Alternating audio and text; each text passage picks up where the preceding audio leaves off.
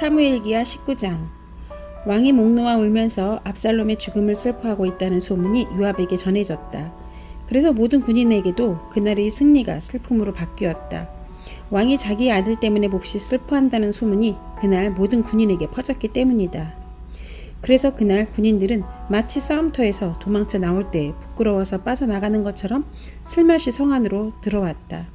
그런데도 왕은 두 손으로 여전히 얼굴을 가린 채로 큰 소리로 내 아들 압살롬아, 내 아들아, 내 아들 압살롬아 하고 울부짖었다. 마침내 요압이 집으로 왕을 찾아가서 항의하였다.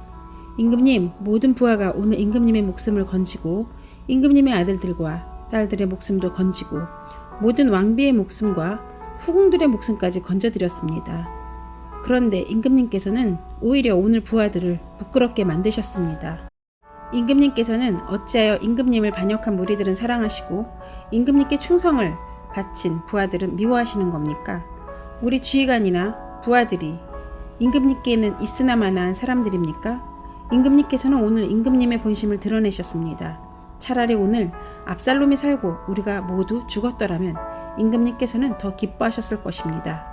그렇지 않으시다면 이제라도 일어나 바깥으로 나가셔서 임금님의 부하들을 위로의 말로 격려해 주십시오.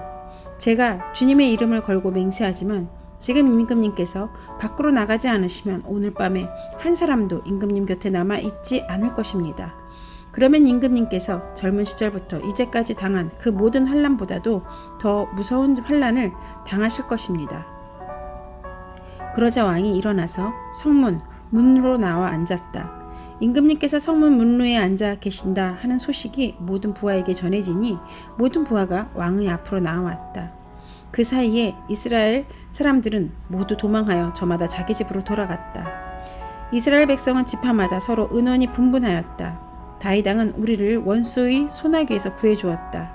블레셋 사람의 소나귀에서도 우리를 건져주셨다.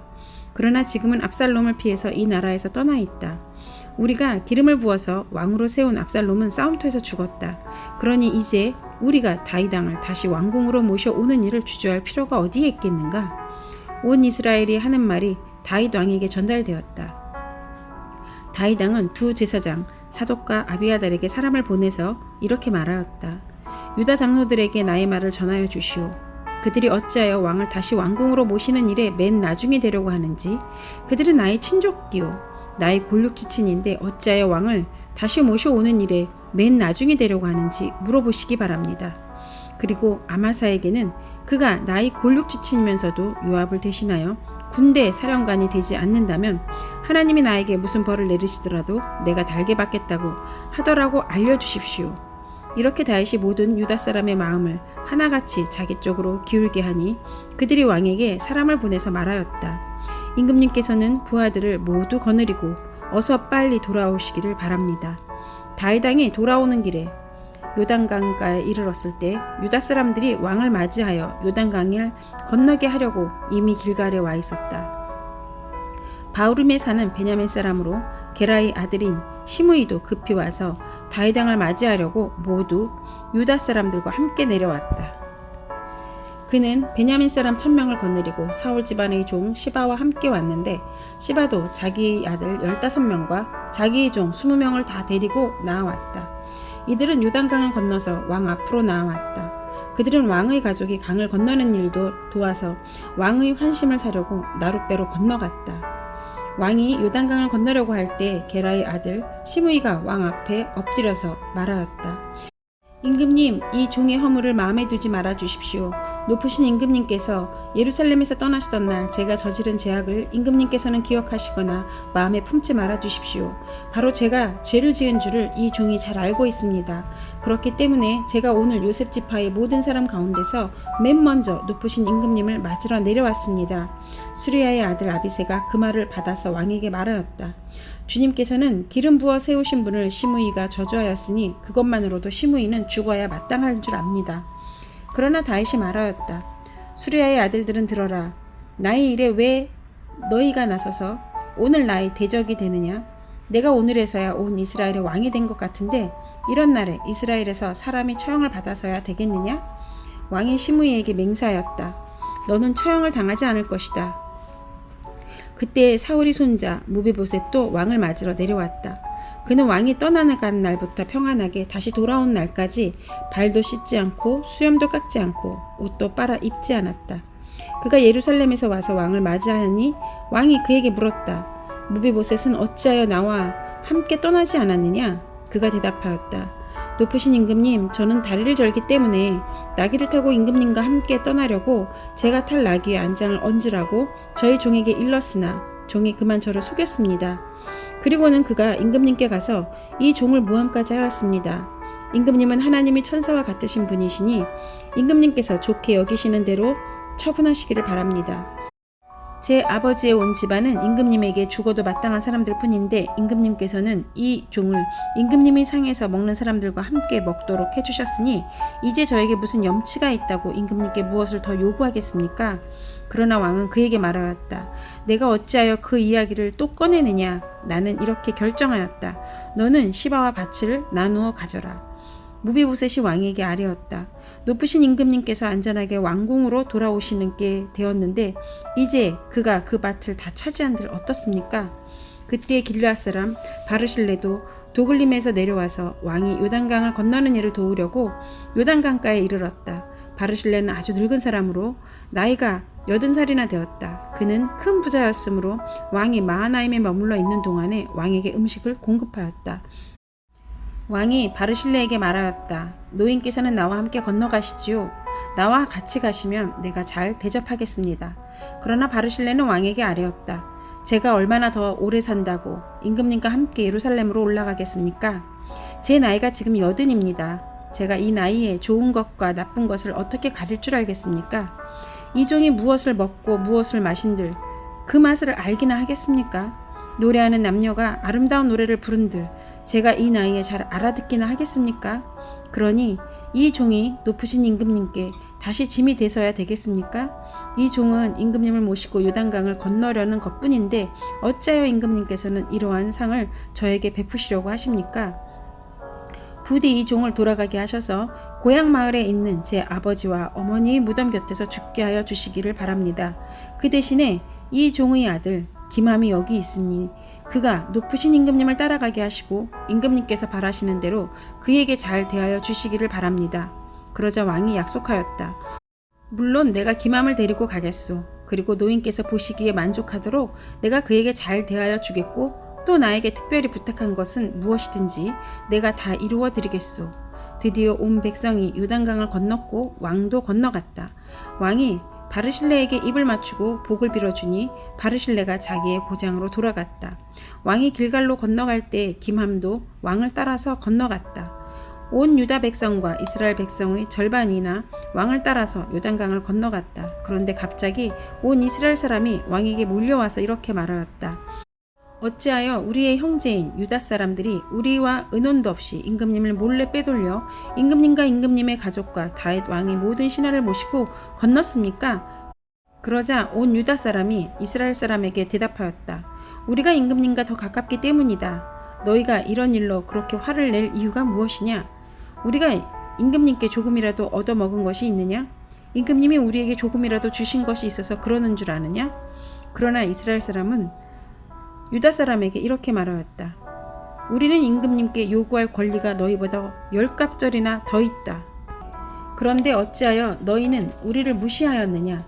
높으신 임금을 우리가 다시 모셔와야 되겠다고 맨 먼저 말한 사람이 바로 우리가 아니었느냐? 그래도 유다 사람의 말이 이스라엘 사람의 말보다 더 강경하였다. 사무엘기하 20장. 그쯤에 불량배한 사람이 그곳에 있었는데 그의 이름은 세바였다. 그는 비그리의 아들로서 베냐민 사람이었다. 그는 나팔을 불면서 이렇게 외쳤다. 우리가 다윗에게서 얻을 몫은 아무것도 없다.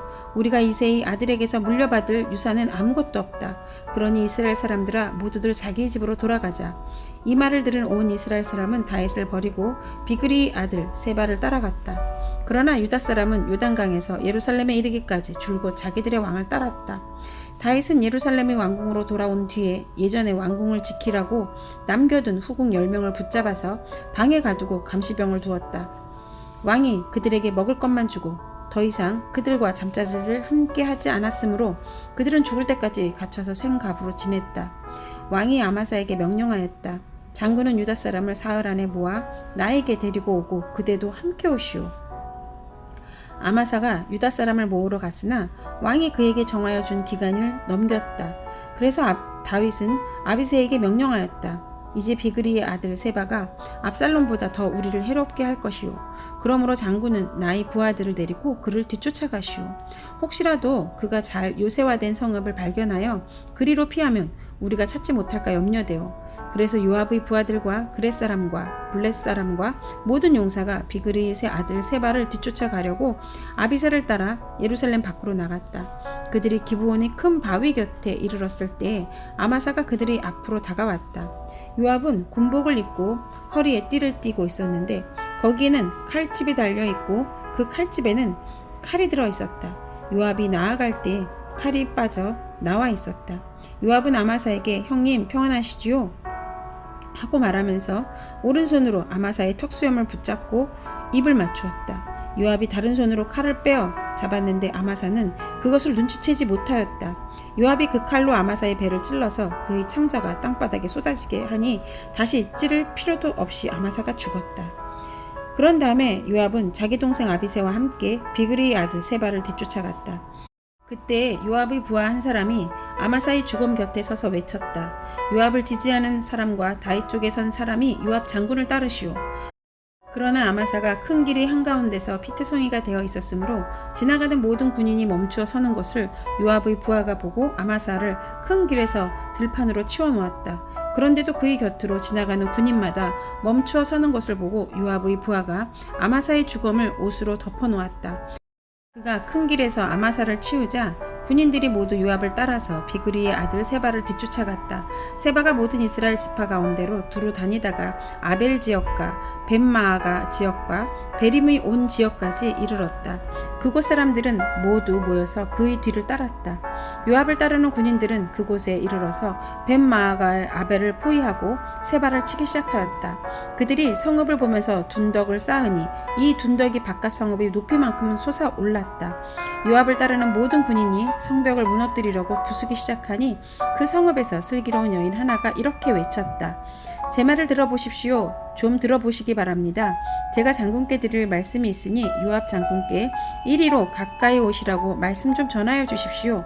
요압이 그 여인에게 가까이 가니 그 여인이 요압 장군이십니까? 하고 물었다. 요압이 그렇소 하고 대답하니 그 여인이 요압에게 이 종의 말을 좀 들어보시기 바랍니다 하였다. 요압이 말하였다. 어서 말하여 보십시오. 그 여인이 말하였다. 옛날 속담에도 물어볼 것이 있으면 아벨 지역에 가서 물어보아라 하고 또 그렇게 해서 무슨 일이든지 해결하였습니다. 저는 이스라엘에서 평화롭고 충실하게 사는 사람들 가운데 하나입니다. 그런데 장군께서는 지금 이스라엘에서 어머니와 같은 성읍을 하나 멸망시키려고 애쓰십니다. 왜 주님께서 주신 유산을 삼키려고 하십니까? 요압이 대답하였다. 나는 절대로 그러는 것이 아니오. 정말로 그렇지가 않소. 나는 삼키거나 멸망시키려는 것이 아니오. 그 일이 그런 것이 아니오. 사실은 에브라임 산간지방 출신인 비그리의 아들 세바라는 사람이 다윗 왕에게 반기를 들어서 반란을 일으켰소. 여러분이 그 사람만 내주면 내가 이 성읍에서 물러가겠소. 그 여인이 요압에게 말하였다.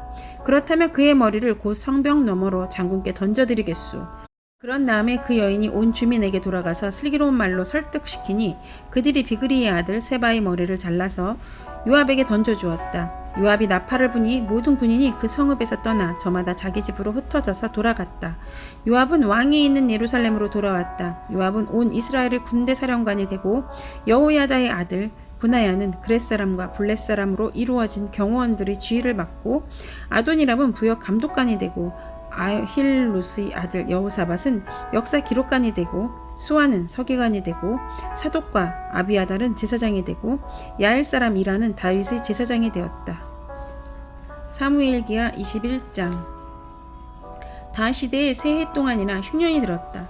다윗이 주님 앞에 나아가 그 곡절을 물으니 주님께서 대답하셨다. 사울과 그의 집안이 기브온 사람을 죽여 살인죄를 지은 탓이다. 다윗은 기브온 사람을 불러다가 물어보았다. 기브온 사람은 본래 이스라엘 백성의 자손이 아니라 아모리 사람 가운데서 살아남은 사람들이며 이미 이스라엘 백성이 그들을 살려주겠다고 맹세하였는데도 사울은 이스라엘과 유다 백성을 편파적으로 사랑한 나머지 할 수 있는 대로 그들을 다 죽이려고 하였다. 다윗이 기브온 사람에게 물었다. 내가 당신들에게 어떻게 하면 좋겠소? 내가 무엇으로 보상하여야 주님의 소유인 이 백성에서 복을 빌어주시겠소? 기브온 사람들이 그들에게 말하였다. 사울이나 그의 집안에 우리 사이의 갈등은 은이나 금으로 해결할 문제가 아닙니다.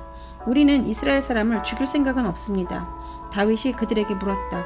그러면 당신들의 요구가 무엇이오? 내가 들어주겠소? 그들이 왕에게 말하였다. 사울은 우리를 학살한 사람입니다. 그는 이스라엘의 영토 안에서는 우리가 어느 곳에서도 살아남지 못하도록 우리를 몰살시키려고 계획한 사람입니다. 그의 자손 가운데서 남자 7명을 우리에게 넘겨주시기를 바랍니다. 그러면 주님께서 택하신 왕 사울이 살던 기브아에서 우리가 주님 앞에서 그들을 나무에 매달겠습니다. 왕이 약속하였다. 내가 그들을 넘겨주겠소. 그러나 다윗은 사울의 아들인 요나단과 그들 사이에 계시는 주님 앞에서 맹세한 일을 생각하여 사울의 손자요 요나단의 아들인 무비보셋은 아껴서 빼놓았다. 그 대신에 왕은 아야의 딸 리스바가 사울과의 사이에서 낳은 두 아들인 알모니와 무비보셋을 붙잡고 또 사울의 딸 메라비 무홀라 사람 바르실레의 아들인 아드리엘과의 사이에서 낳은 아들 5을 붙잡아다가 기브온 사람의 손에 넘겨주었다.